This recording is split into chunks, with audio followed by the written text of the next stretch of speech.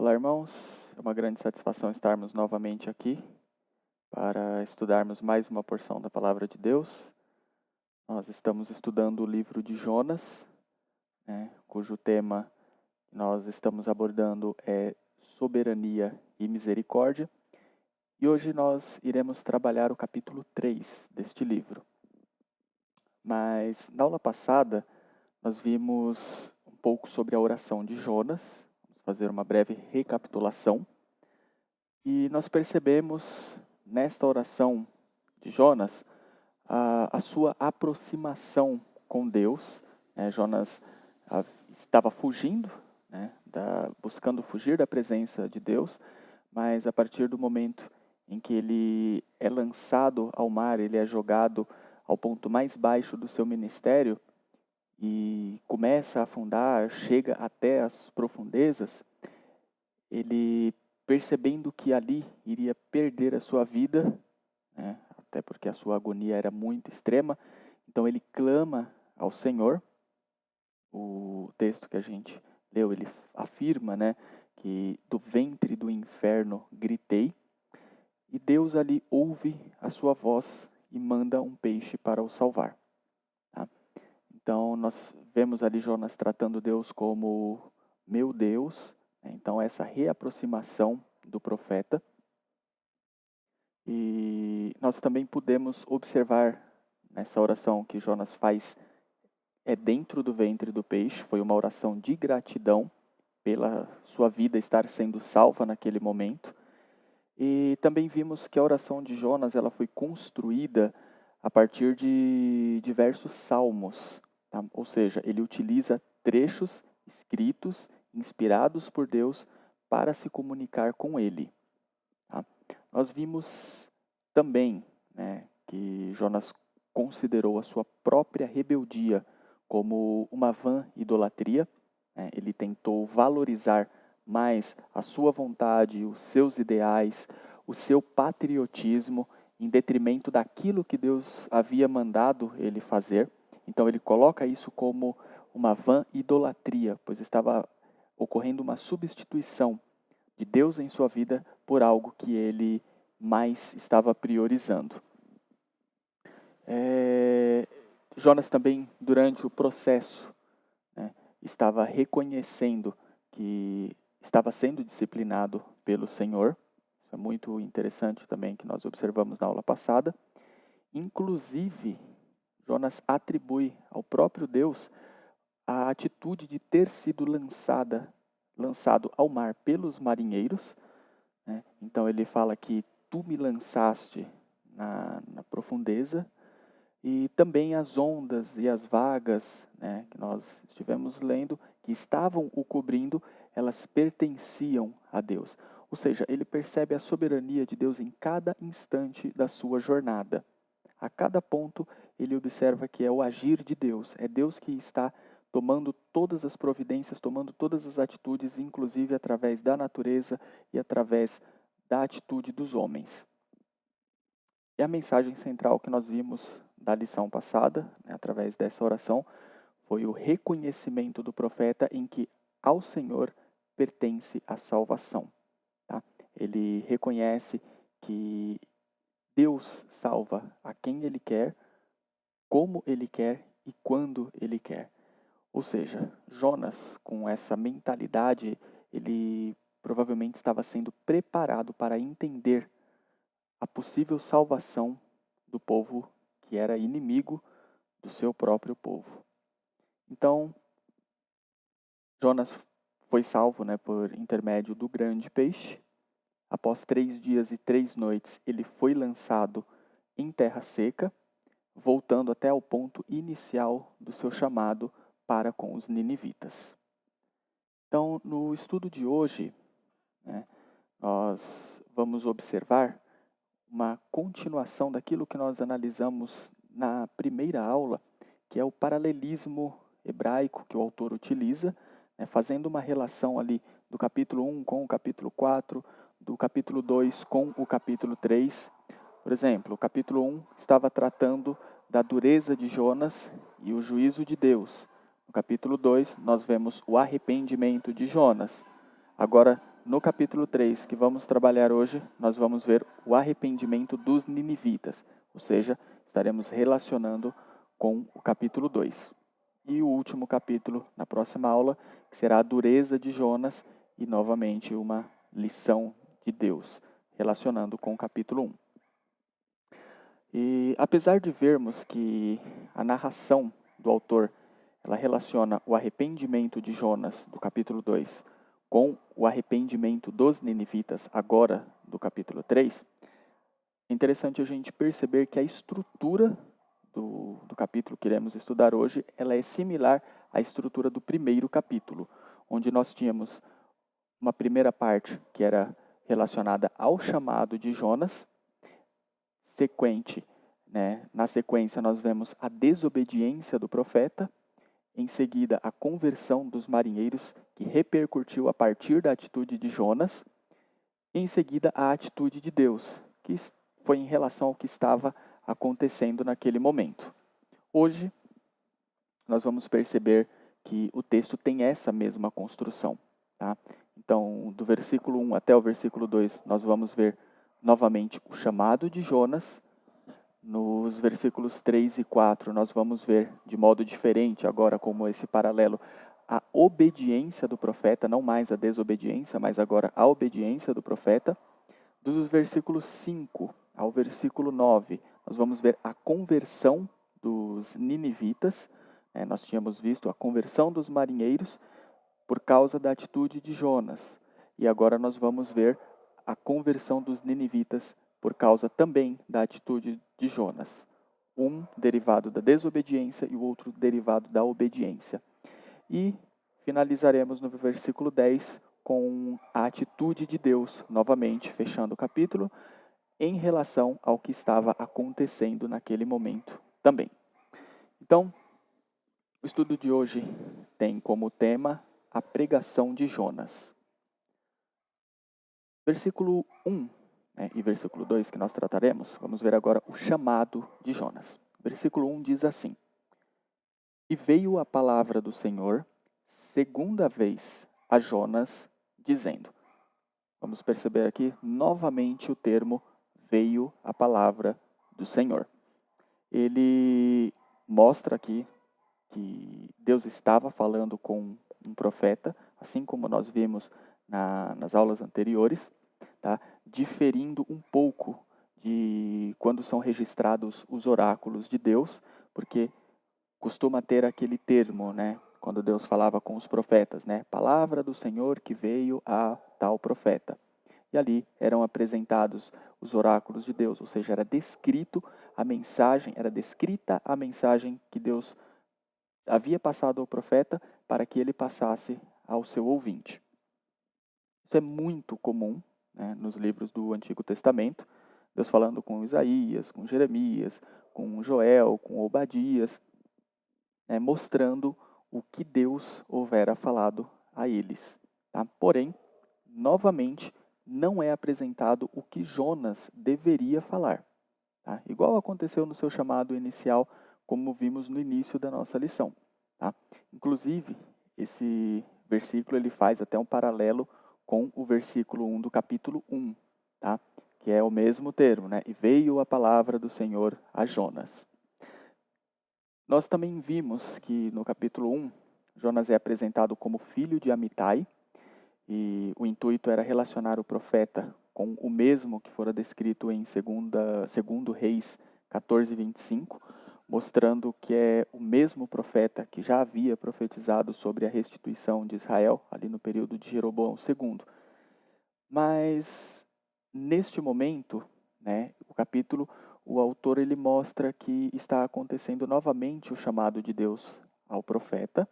Né? Nós podemos perceber isso a partir do termo segunda vez. Aí veio a palavra do Senhor segunda vez a Jonas, mas ele não precisa mais informar a filiação. Então ele já prossegue, porque já temos essa informação no início. Tá? O autor aqui, ele não se importa em dizer quanto tempo depois que Deus fala a Jonas. Tá? Não sabemos se ele teve um tempo para se recuperar após ele ser vomitado pelo peixe em terra seca. tá? E essa informação ela parece não ser relevante a partir dos escritos, né? Então é uma informação que o autor não vê como necessária de ser passada. Tá? O que o autor quer mostrar aqui? Ele quer mostrar o novo chamado de Deus. Só que, comparando com o primeiro chamado de Deus a Jonas em relação ao povo de Nínive, agora o profeta irá obedecer.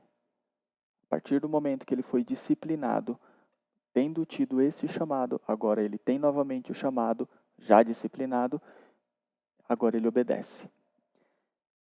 Como já vimos no início, né, desta série de estudos, o livro de Jonas ele foi escrito em forma de narrativa, e é exatamente assim que prosseguimos no próximo versículo, que mostra como Deus falou com o profeta. Tá? Não o que ele deveria falar, mas como que Deus falou com o profeta. E o versículo 2 diz o seguinte: levanta-te e vai à grande cidade de Nínive e prega contra ela a mensagem que eu te digo. Temos, então, os 3 verbos imperativos, ou seja, as 3 ordens de Deus, comparando novamente lá com o capítulo 1, mas com uma leve diferença. A gente pode observar que o versículo 2 do capítulo 1 dizia: levanta-te, vai à grande cidade de Nínive e clama contra ela. E agora nós temos: levanta-te, vai à grande cidade de Nínive e prega contra ela. O levanta-te, né, o dispõe-te, ele mantém. O vai, ele também mantém. E o clamar, né, que ele tinha um significado mais de exortar, mais de emitir um juízo contra aquele povo, agora é diferente pelo prega, ou seja, proclama. No texto original não aparece a palavra prega contra. Né? Algumas traduções a gente tem esse contra, mas no original mesmo ele não aparece esse pregar contra. Apenas aparece o termo relacionado ao pregar ou ao proclamar. Então seria mais ou menos assim: prega ou pregue à cidade de Nínive a mensagem que eu te digo. Alguns estudiosos chegam até a afirmar um possível abrandamento, né, do que seria emitido pelo profeta desta vez, né, que não mais emitiria somente um juízo àquela nação. Tá? De acordo com o contexto, Jonas ter passado por tudo aquilo, o tempo já estar se esgotando, então o modo de Jonas falar com aquele povo já seria um pouco diferente. Tá?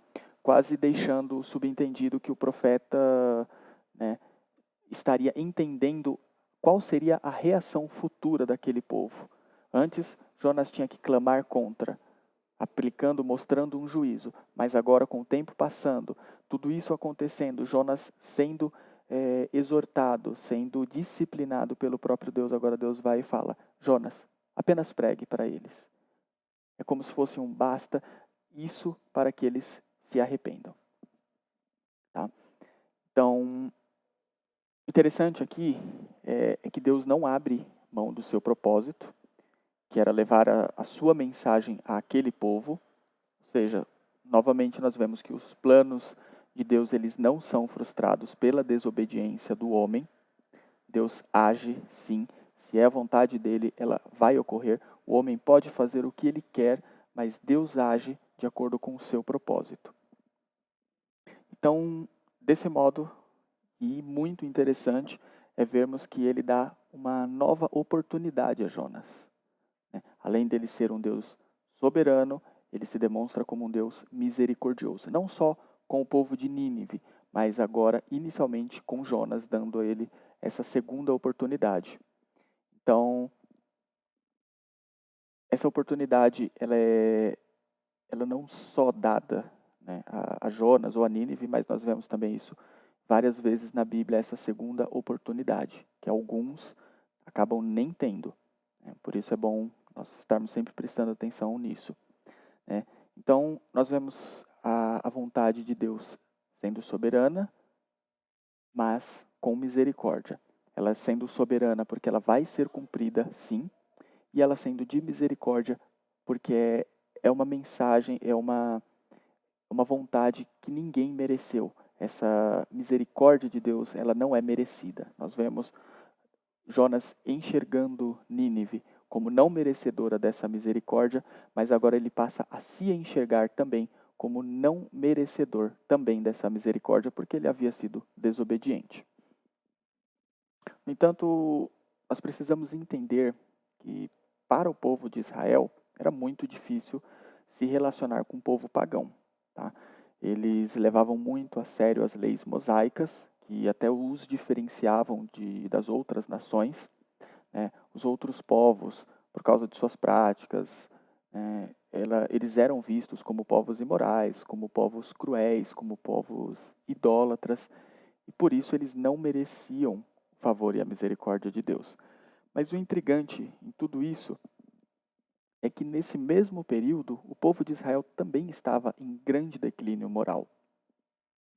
Ali no período de Jeroboão II, como nós já vimos. A idolatria, ela se fazia presente também entre o povo de Israel.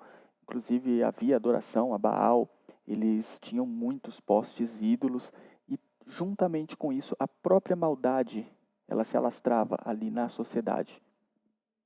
E mesmo eles estando contrários à vontade de Deus, a gente percebe que o povo de Israel ele não se compadecia dos outros povos. E Jonas, então, ele é mostrado aqui nesse livro como um representante com as características da nação de Israel. Tá? Ele representa a mentalidade desse povo hebreu. E mesmo estando errado, ele olhar sem compaixão para as outras nações. Tá? Então, ele era um homem que tinha um chamado, assim como a nação de Israel. Ele foi desobediente, assim como a nação de Israel estava sendo desobediente. Ele foi obstinado e ele recebeu uma segunda chance, porque ele foi alcançado por esta misericórdia de Deus. Mas ele não se alegrava com essa possível compaixão do Senhor àquele povo, porque ele via que essa misericórdia que Deus poderia ter de Nínive como algo imerecido, mesmo que a história mostre ele como um profeta, ele também tinha sido indigno dessa atitude favorável de Deus a ele. Mas ele vendo essa nação, inimiga do povo de Israel, podendo se fortalecer novamente e com possibilidade de atacar o povo de Israel, era exatamente o que Jonas não queria. Tá? Outro ponto que eu gostaria de destacar aqui é que o autor descreve novamente a cidade de Nínive como grande. Nós vimos lá o autor trabalhando isso durante o primeiro capítulo, várias vezes fazendo diversas comparações com esse termo grande em relação a diversas palavras, mas dessa vez ele só vai tratar em relação à cidade de Nínive. Ele joga o holofote apenas para a cidade de Nínive, novamente colocando, levanta-te e vai à grande cidade de Nínive. Tá? Não vamos fazer as comparações agora, porque não há, mas para realmente salientarmos a importância que essa cidade tinha. Então vamos agora para o momento da obediência do profeta.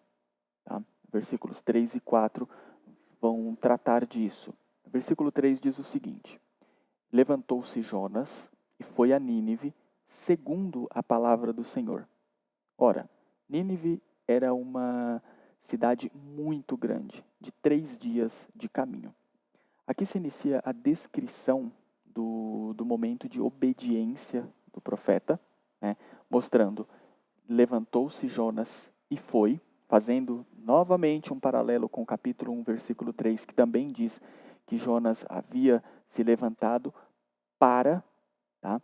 Então, o levantar de Jonas, ele se inicia seguido de sua desobediência lá no capítulo 1, mas agora o seu levantar, ele dá início à sua obediência. É um paralelo mostrando os pontos agora de modos opostos.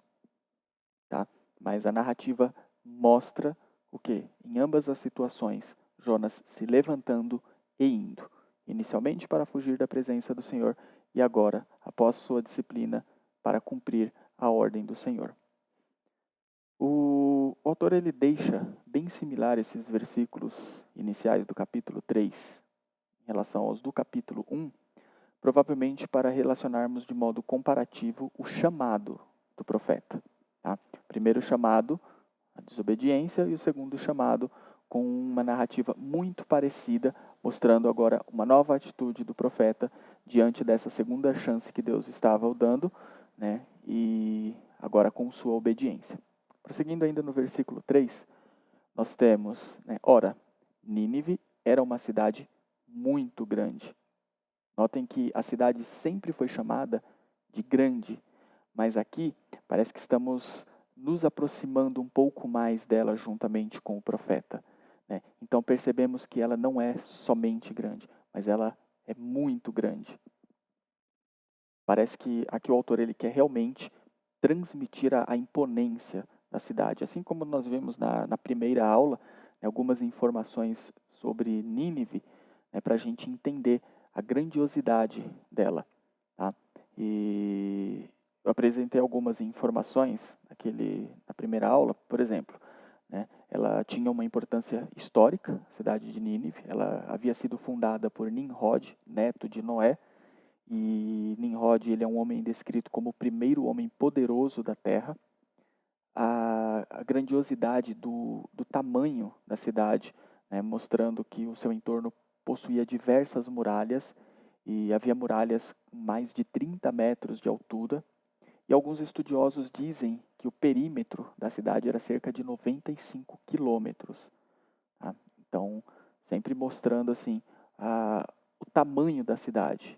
Nós vamos ver depois o motivo do autor tentar sempre evidenciar esse tamanho da cidade por causa do que acontece posteriormente. Tá? Então,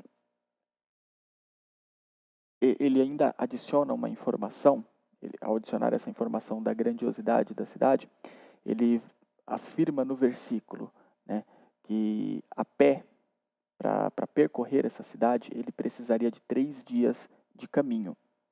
Então, essa é uma informação que o autor quis salientar, porque ela sim vai ser importante para entendermos o agir de Deus através da cidade tão grande e em tão pouco tempo sendo alcançada. Versículo 4. Começou Jonas a entrar pela cidade, caminho de 1 dia, e pregava dizendo: ainda 40 dias e Nínive será subvertida. No versículo anterior, nós vimos a obediência de Jonas se inicia com esse se levantar e ir a Nínive, e agora prossegue com a sua obediência com o termo começou Jonas a entrar pela cidade. Então são os dois versículos que vão construindo essa sensação de obediência, né? Essa intenção do autor mostrar o profeta agora sendo obediente. Tá?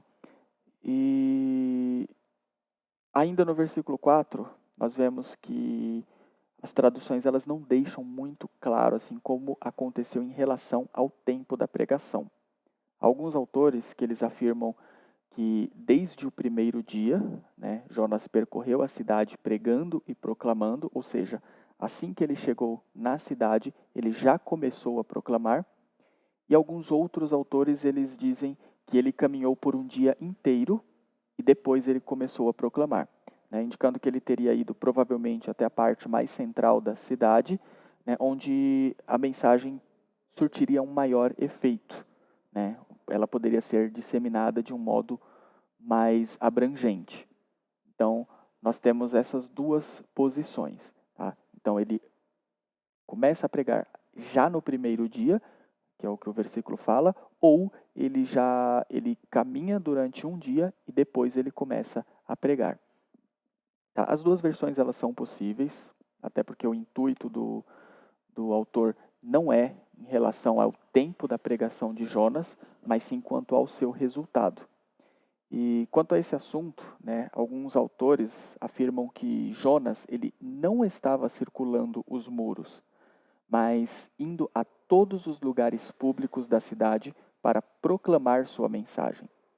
Seu itinerário teria incluído muitas das 12 áreas próximas às portas da cidade, bem como diversas áreas do templo. havia certas horas do dia em que importantes anúncios podiam ser feitos. Tá?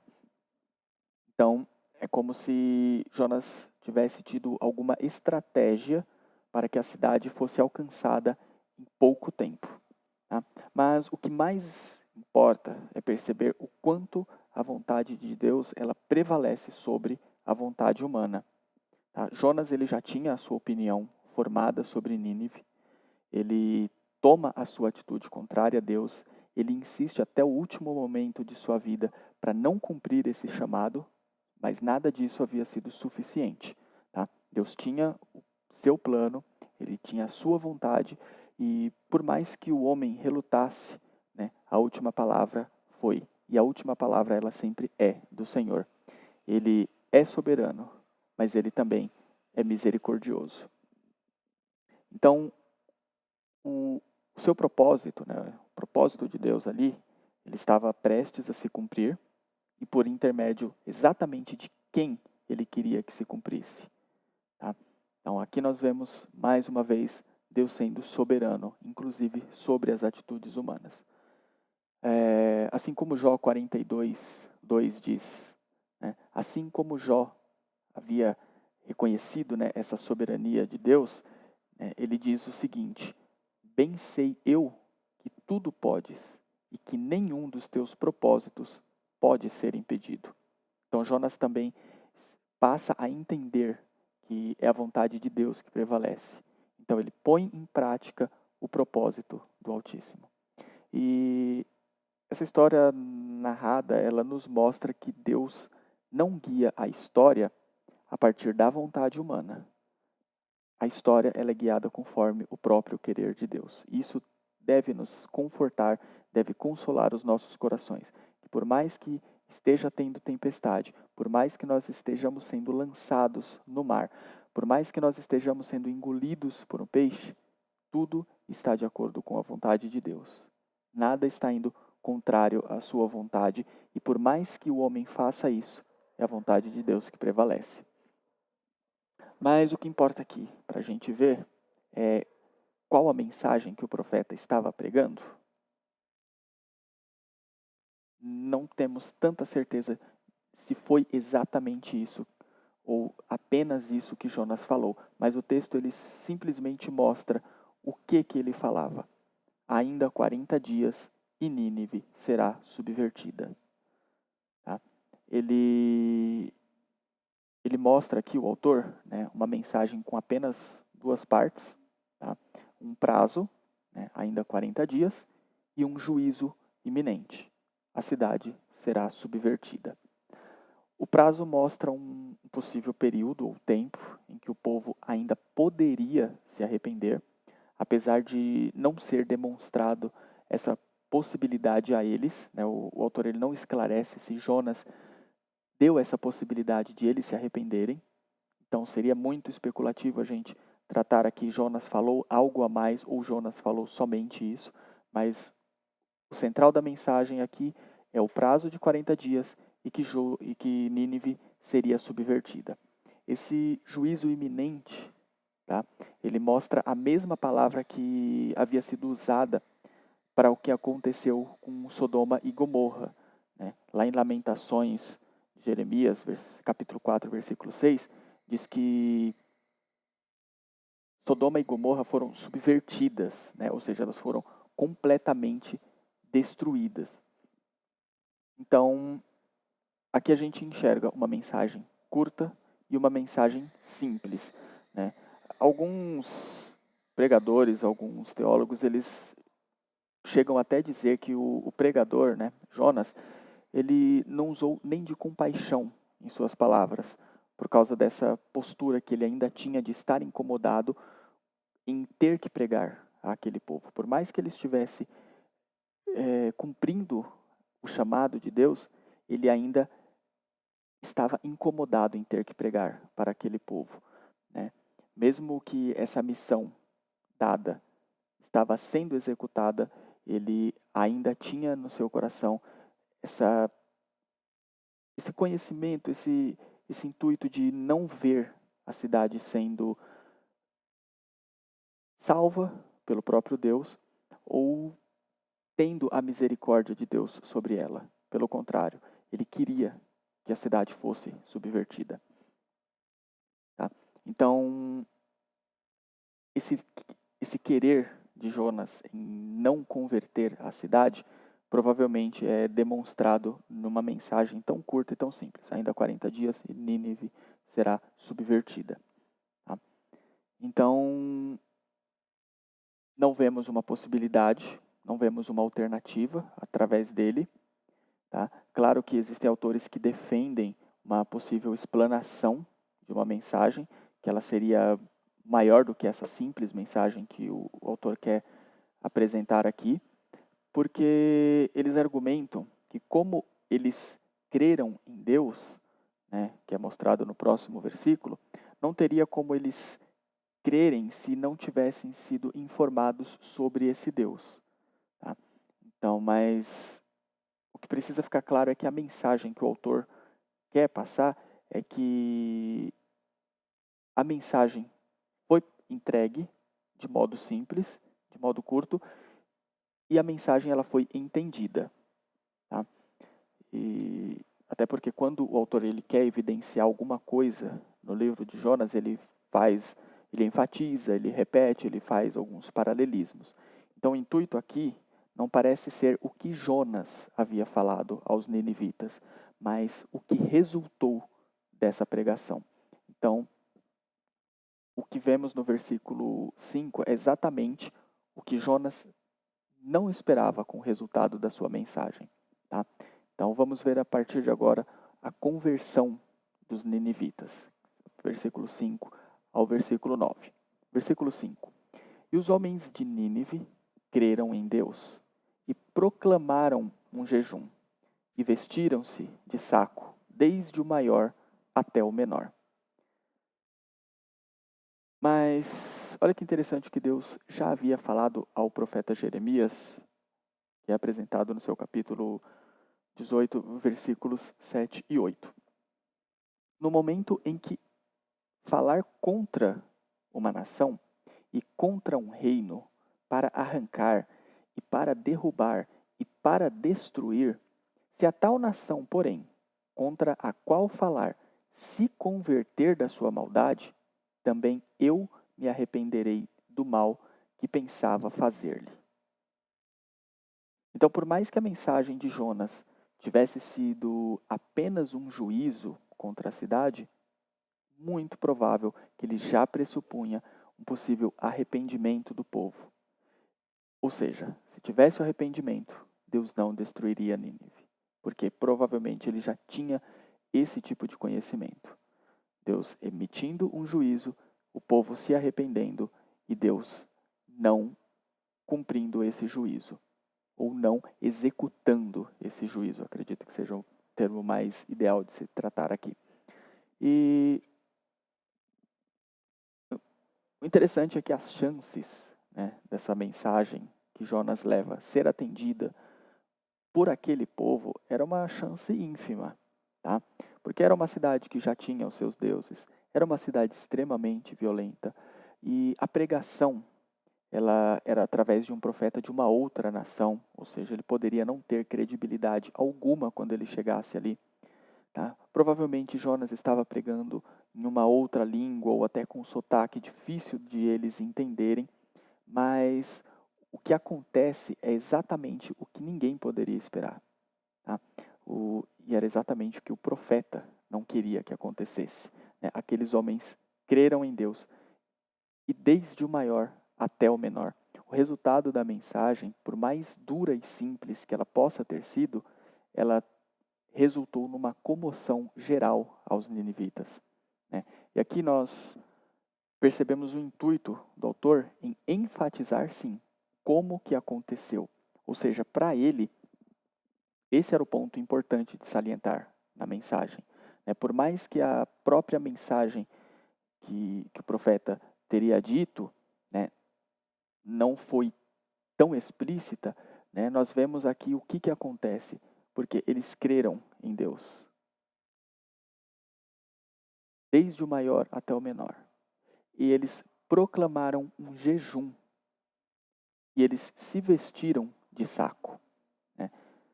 Novamente, nós vemos aqui o primeiro, crer em Deus, né? E depois o povo tomando uma atitude. Né? Assim como os marinheiros, né, eles primeiro temeram a Deus, né, e depois eles fizeram votos, depois eles ofereceram sacrifícios, assim como Jonas foi salvo e depois de ter sido salvo, ele prometeu cumprir os seus votos e ele fazer sacrifícios, né, agora é o povo que primeiramente crê e depois age. Primeiro, Deus faz a transformação na vida da pessoa para depois ela agir. Né? Isso nos mostra como que deve ser a real conversão. Né? Primeiro, eu preciso crer. Não há conversão se a pessoa não crê. Ela pode simplesmente mudar algumas atitudes, mudar sua vestimenta ou mudar seu modo de falar, mas se não tiver o arrependimento sendo demonstrado a partir do crer, qualquer atitude que ela tomar não será necessária ou não será suficiente. Tá? E se a gente for perceber, a gente pode fazer uma assimilação até com o que os marinheiros estavam fazendo no momento da tempestade. Né? Eles remaram contra a maré, não resultou em nada. Eles lançaram suas cargas no mar, não resultou em nada. Eles clamavam aos seus deuses, não tiveram resposta alguma. Nada disso parecia ser suficiente, mas a partir do momento que eles creram, que eles viram a obra de Deus, primeiro, aí sim, eles fizeram seus votos, eles ofereceram sacrifícios. Então, não era suficiente apenas os ninivitas fazerem algo, se antes eles não crescem, se antes eles não temessem a Deus. O fato de eles proclamarem um jejum e se vestirem de pano, de saco, tá? E isso é algo que evidencia realmente o arrependimento daquelas pessoas. Tá? É como se eles entendessem que a situação em que eles viviam, as suas práticas, as suas atitudes, tudo aquilo deveria ser mudado. Tá? Não era um simples remorso, tá? Daquilo que eles faziam. Essa atitude, ela o autor procura mostrá-la como um verdadeiro arrependimento. Né? Conforme até a definição de arrependimento nos mostra, o arrependimento ele consiste em um sentimento de rejeição sincera por parte do pecador ao seu comportamento pregresso e que resulta na intenção de um retorno contrito à lei moral. Tá? Então eles haviam entendido que a sua maldade, que a sua malícia, que os seus pecados eles haviam chegado até Deus. E o modo como eles demonstravam estar contritos era se vestindo de pano de saco e era fazendo esse jejum. Mas o efeito desta mensagem ele foi ainda mais longe. Tá? O versículo 6 ele diz o seguinte: esta palavra chegou também ao rei de Nínive.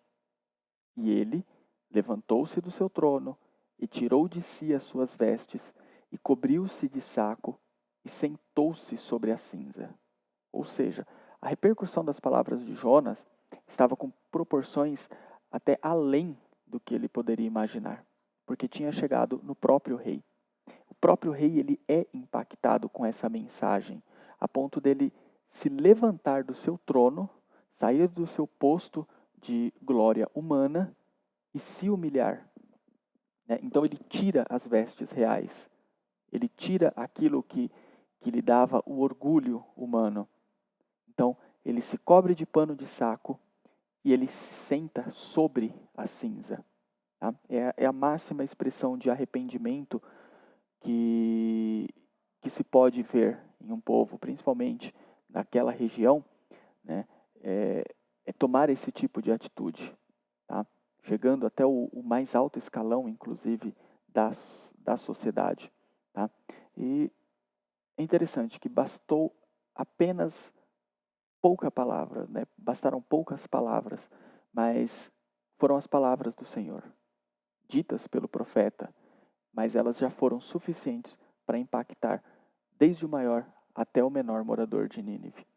E os versículos 7 e 8, eles vão nos mostrar que se torna oficial à nação esse quebrantamento, né? Ou seja, todos deveriam se humilhar perante esse Deus de Jonas.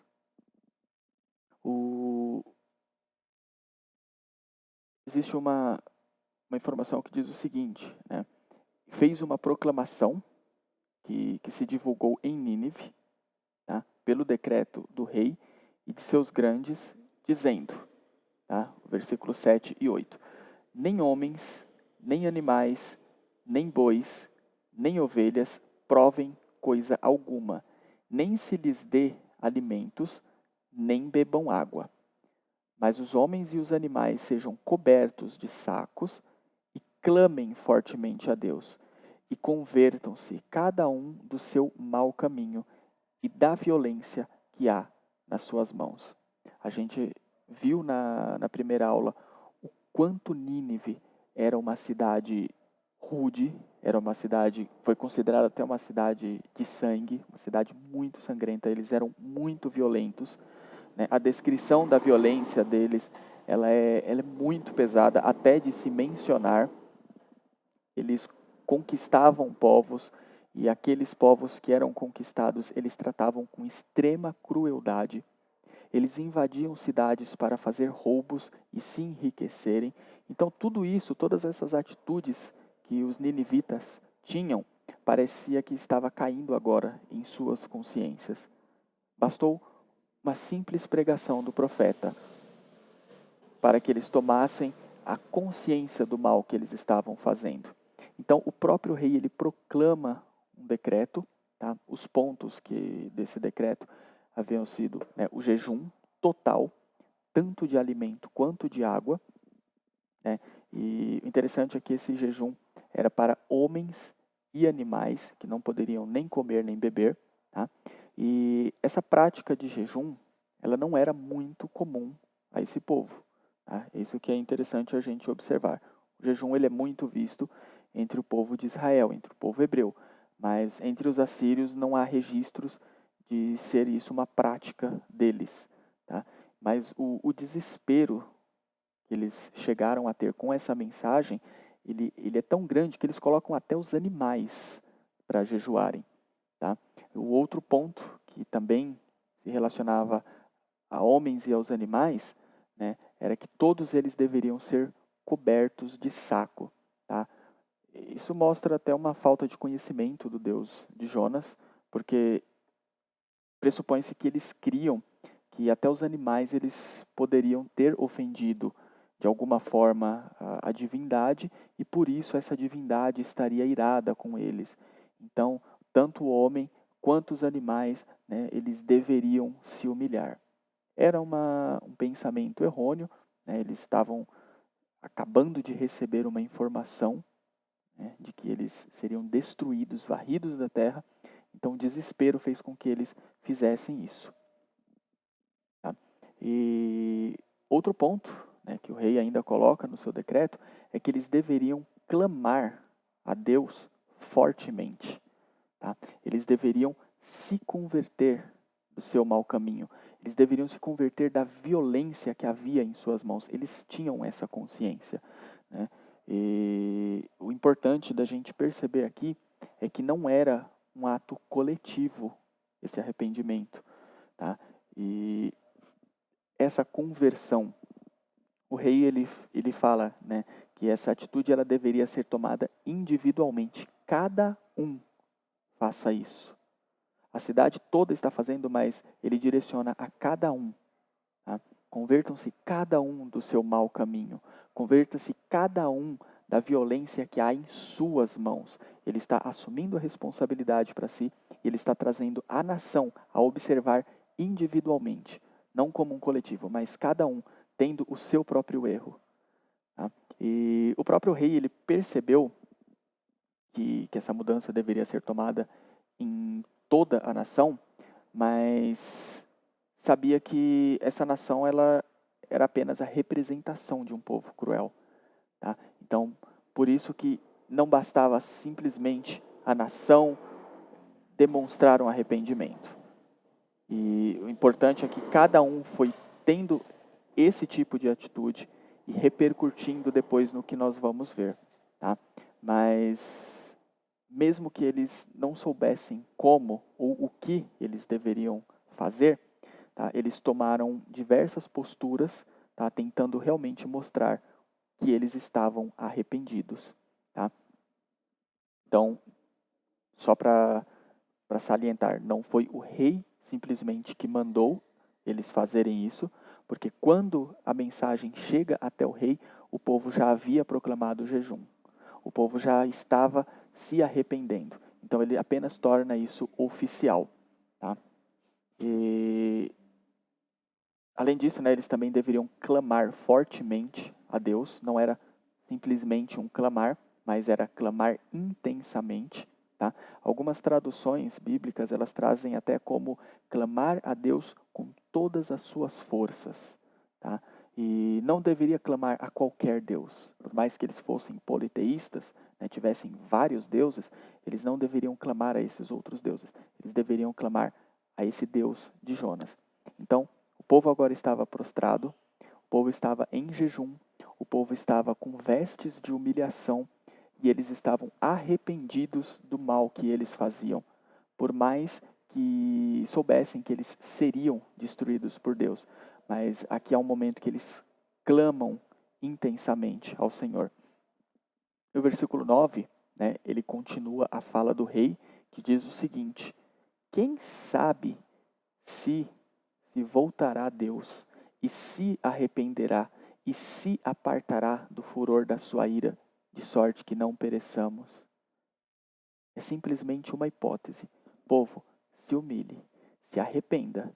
Cada um olhe para a sua falha e veja que vocês estão errando, que nós estamos errando, porque ele também se inclui nesse processo de humilhação e de arrependimento.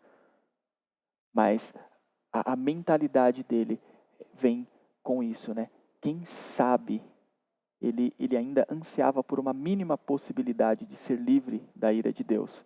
Tá? Então, eles sabiam que não havia mérito nas atitudes deles, mas houve mais do que um simples remorso, mais do que um simples peso na consciência. Eles, sem merecerem, eles estavam ali prostrados diante de Deus. E nós vemos que Jonas ele não havia feito a sua própria vontade. Né? Ele havia pregado ali contra uma cidade, né?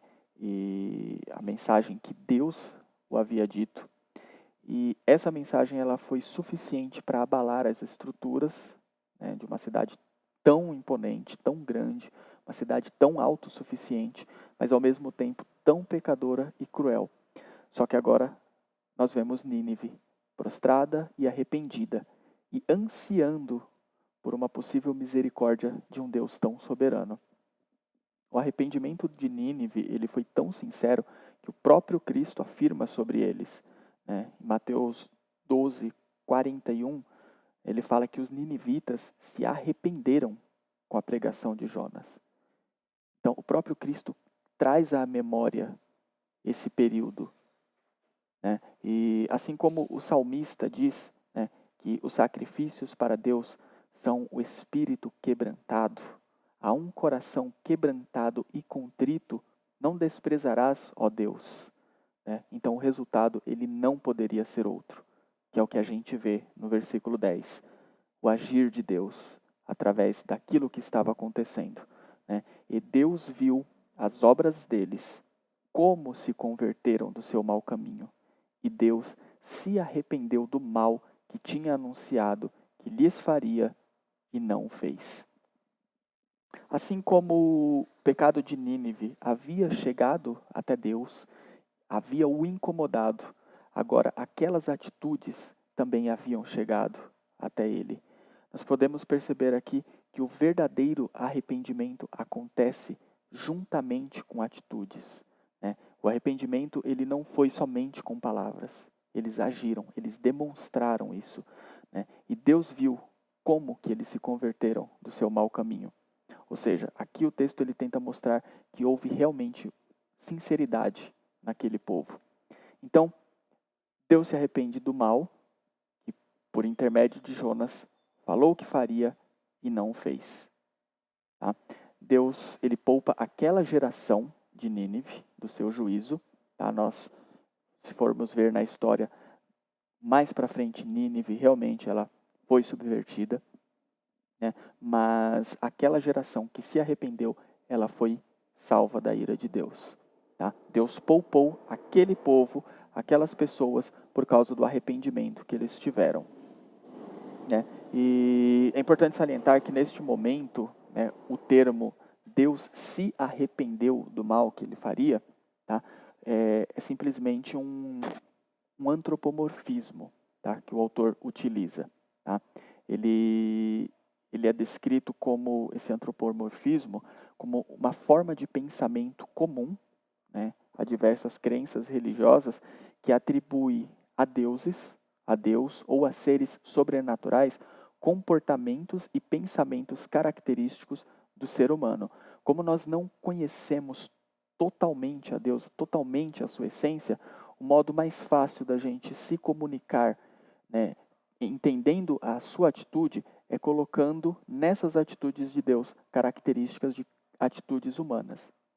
Deus não iria se arrepender, a palavra dele já diz isso, né? Mas é um modo didático que a gente vê Deus se arrependendo para que a gente possa, né, entender que ele não fez aquilo.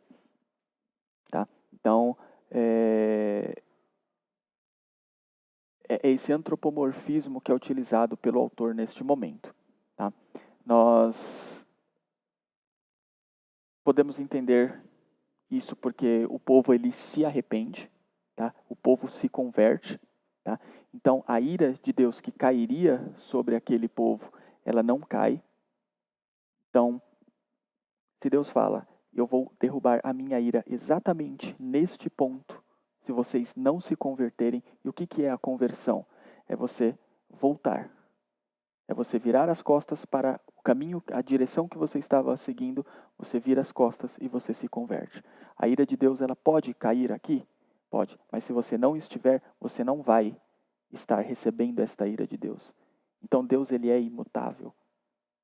A sua ira, ela não desceu sobre aquele povo, porque aquele povo saiu exatamente do ponto onde cairia a ira de Deus sobre eles. Tá?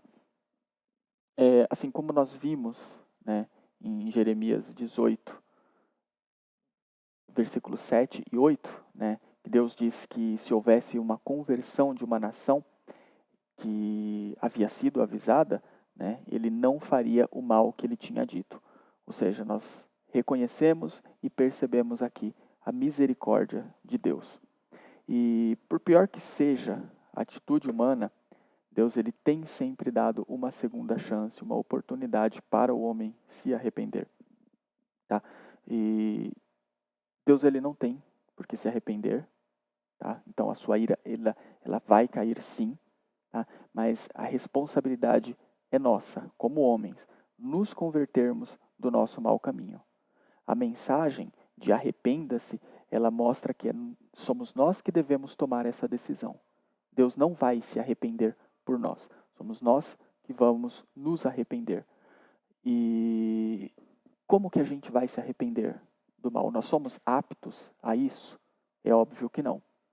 Nós vemos que Nínive estava praticando as suas más atitudes. Quando eles se arrependeram? A partir da mensagem. A obrigação nossa é emitir a mensagem do Senhor. A partir do momento que a mensagem toca o coração do homem, esse homem ele tem como obrigação se arrepender.